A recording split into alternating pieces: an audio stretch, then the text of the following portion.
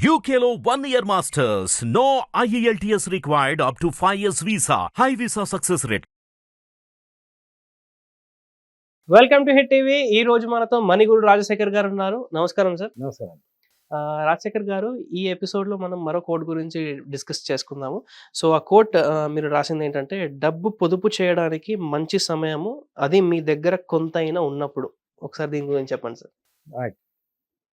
Generally in the last 25 years of research and కొన్ని వేల మందితో డీల్ చేసిన తర్వాత, especially poor and middle class వాళ్ళ దగ్గరికి డీల్ చేసిన తర్వాత నా అబ్జర్వేషన్, పొదుపు చెయ్యాలి అన్న సంగతి ప్రపంచవ్యాప్తంగా ఎట్లున్నా, అట్లీస్ట్ ఇండియన్స్లో, దట్ ఎస్పెషల్లీ సౌత్ ఇండియన్స్లో చిన్నప్పటి నుంచి కూడా చెప్పబడుతుంది.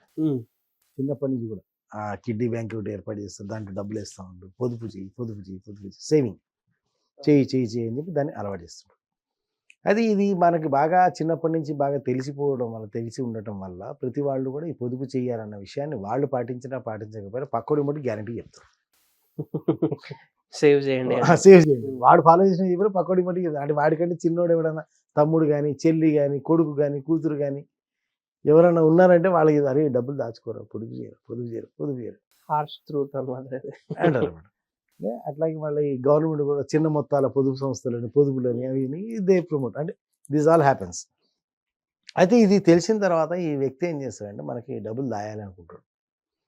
దాయాలి అట్లా కొంతైనా డబ్బులు దాయాలి, వచ్చిన డబ్బుల నుంచి కొంతైనా దాచిపెట్టాలి అని వాడికి డింగ్ అని ఒక ఇలా బల్బు వెలుగుతుంటుంది అనమాట. దాయాలి తర్వాత వాడి దగ్గర డబ్బులు వస్తాయి. డబ్బులు లేవు, దాయాలని ప్లాన్ ఉంది, డబ్బులు వస్తాయి, పోతాయి. తర్వాత అయ్యో దాయలేదు అని ఏడుస్తాం. ఉన్నప్పుడు యాక్షన్ తీసుకోలేదు, అంటే రానప్పుడు దాయాలని ప్లాన్ ఉంది, పోయిన తర్వాత దాయలేదని పెయిన్ ఉంది, రిగ్రెట్ ఉంది, పశ్చాత్తాపం, అరే దాచేది ఉంది. అసలు ఎప్పుడు దాయాలి? ఉన్నప్పుడు అంటే ఉన్నప్పుడు కూడా ఎప్పుడు నీ దగ్గర కొంతైనా ఉండాలి. రైట్ టైం ఎప్పుడు, అంటే పొదుపు చేయడానికి రైట్ టైం ఎప్పుడు అని చెప్పి నన్ను ఎవరు అడిగారు. యాక్చువల్లీ ఈ కోర్టుకి కారణం ఏంటంటే, సంబడి ఇన్ మై వర్క్షాప్ ఆయన సీరియస్గానే అడిగాడు, నాకు ఫన్నీగా అనిపించింది అన్నమాట. సార్ పొదుపు చేయాలంటే రైట్ టైం ఎప్పుడు సార్ అన్నాడు. పొదుపు చేయాలంటే రైట్ టైం ఎప్పుడు అంటే, రైట్ టైం ఎప్పుడు అంటే నీ దగ్గర ఉన్నప్పుడు అన్న, అంతే కదా. లేనప్పుడు అయిపోయిన తర్వాత దాయలేవు, నీ దగ్గరికి ఇంకా రాలే అప్పుడు దాయలేవు, అయిపోయినాయి అప్పుడు దాయలేవు. ఎప్పుడు దాయాలి? ఉన్నప్పుడు దాయాలి. సో ఈ ఉన్నప్పుడు ఏమైందంటే, ఈ ఉన్నప్పుడు దాయాలనే ఆలోచన వ్యానిష్ అయిపోతుంది. ఆటోమేటిక్గా ఒక డిజైర్ కానీ, ఒక నీడ్ కానీ, ఇంకోటి మైండ్ డామినేట్ చేస్తుంది.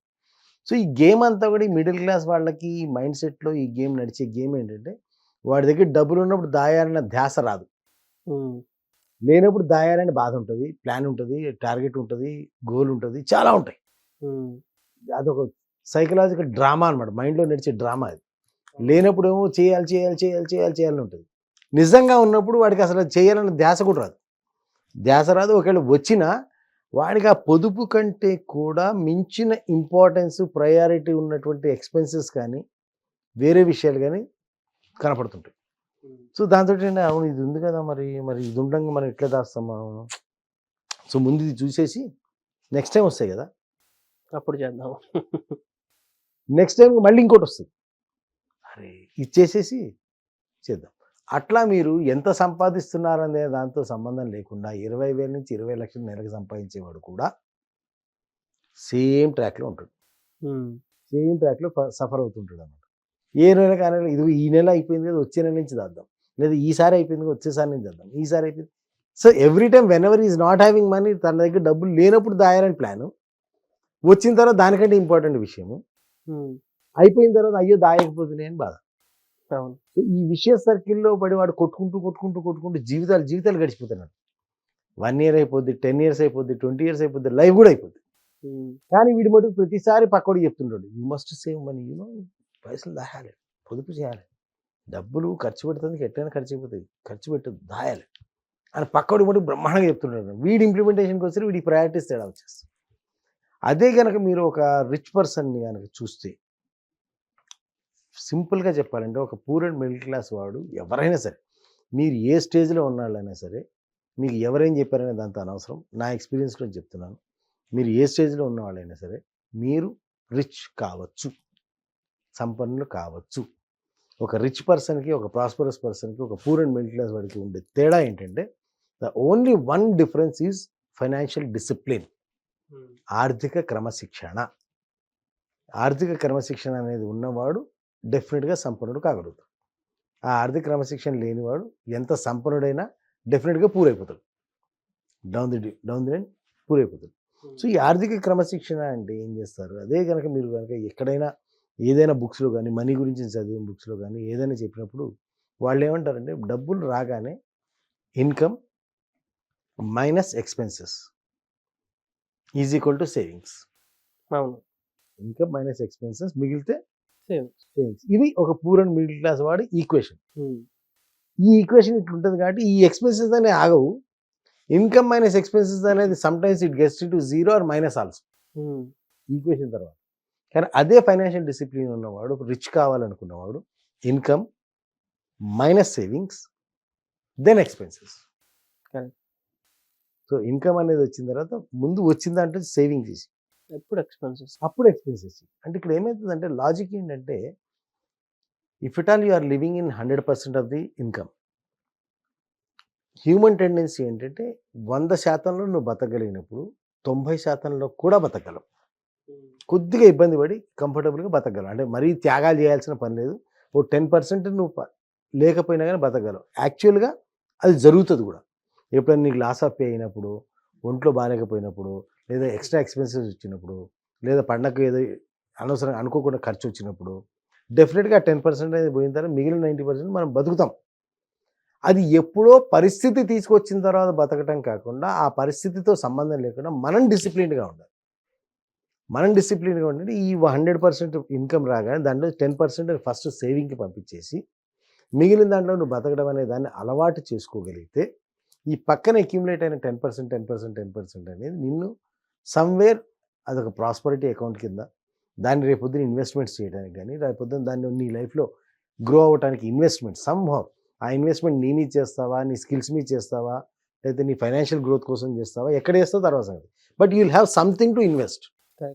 ఆ సంథింగ్ టు ఇన్వెస్ట్ అనేది చేసినప్పుడు అది నిన్ను రిచ్ పర్సన్గా తర్వాత తీసుకెళ్తుంది. లేకపోతే ఈ ప్రపంచంలో ఇప్పుడు మీరు చూస్తే కనుక ఎవరికైనా సరే సంపాదించిన సంపాదన వాడు సర్వైవల్గా సరిపోతుంది. అవును, వాడు సర్వైవల్గా అయిపోతుంది. సో ఈ సర్వైవల్ సర్కిల్లోనే కొట్టుకుంటా ఉన్నంతసేపు వాడు ప్రోగ్రెస్ కాలేడు. సో ఈ సర్వైవల్ సర్కిల్ నుంచి దాటాలి. అంటే ఈ సర్వైవల్ సర్కిల్ నుంచి వాడు బయటికి ప్రొజెక్ట్ కాగలుగుతారు. ఆ సర్కిల్ నుంచి బయటికి వెళ్ళగలిగితే, ఈ వలయంలోంచి బయటికి వెళ్ళగలిగితేనే వాడి జీవితంలో రిచ్ కాగలడు, సక్సెస్ కాగలడు, ప్రోగ్రెస్ కాగలడు. సో ఇది దానంతటా అది జరగదు, మనమే చేయాలి. సో దీంట్లో ఒక 10%, 20% డిపెండ్స్ అపాన్ యూ. లేదు కనీసం start with something. Discipline has to be started with something.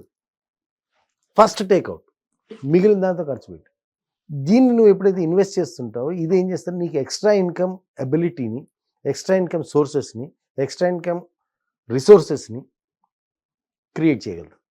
So this will add up to your real income. ఈ రియల్ ఇన్కమ్ ఏదైతే ఇప్పటిదాకా నువ్వు యాక్టివ్ ఇన్కమ్ సంపాదిస్తున్నావు, దీంతో నువ్వు సర్వైవ్ అయినా ఈ పక్క నుంచి ఏదైతే నీకు వస్తూ ఉంటుందో that will make you rich. So ఒక సామాన్యుడు సంపన్నుడు కావాలంటే ముందు ఆర్థిక క్రమశిక్షణ కావాలి. ఆ ఆర్థిక క్రమశిక్షణలో భాగంగా ముందు దాయాలి.